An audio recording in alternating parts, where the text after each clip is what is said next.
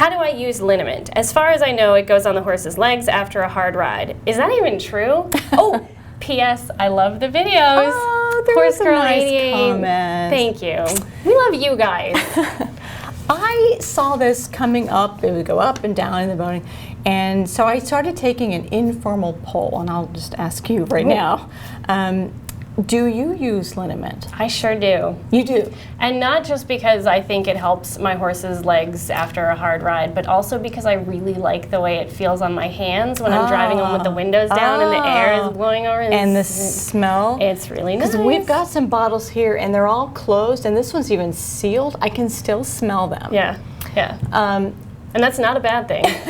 So the polling that I did was kind of all, well, I was going to say all over the place, but there's the camp, the Sarah camp, that people who like it and use it, and then I guess there's the Lydia camp who are like, whatever, take it or leave it. I have used it when I had an OTTB, off the track thoroughbred, and was at a thoroughbred racing barn, and we used to set up legs all the time.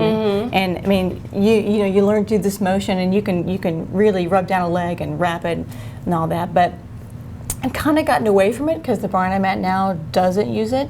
When you look at the labels, and I would encourage you, if you're using it, they're all different ingredients, and they have all different instructions. So like a couple of them say great for not just pre-rides and post-rides and for soreness and stiffness, but as a skin antiseptic and for minor cuts and wounds and like a disinfectant. And then the very next one says, don't use on open wounds. So my advice is, if you've not used a liniment on a particular horse, test it in a small area and see how your horse does. And for sure, test it on an open area before you put, say, a leg wrap on it or tack a saddle on it. So when you say open, you mean not covered up, not an open wound? Well, both. Okay. Yeah, so find a patch of normal, healthy skin and test it and see how it does. Then maybe if you want to put it under a wrap, then you've covered it, and that's one thing. But then maybe try it on a superficial cut. I mean, we're not talking a deep open wound here, and certainly nothing with sutures. But so you use it for after a workout? I do, yeah. And on legs or the whole body? I big use muscles? it mostly on his legs. I used to, when I was competing with Cody, I used to give him a whole body bath because like I would body use like wash or liniment body brace? wash. Yeah, exactly. But now I mostly use it. He has some swelling in his deep digital that is just kind of chronic, and so after he gets shod, because of the pounding and the flexing, I'll give him a cold hose and then I'll throw some liniment on and put him away. I think it mostly makes me feel better. Okay. But it's just one of those things we do. Yeah, yeah. But tell us in the comments if you guys are Team Sarah or Team Lydia when it comes to liniment. We will not take it personally, but we are excited to see what you have to say. We may, in fact, take it personally.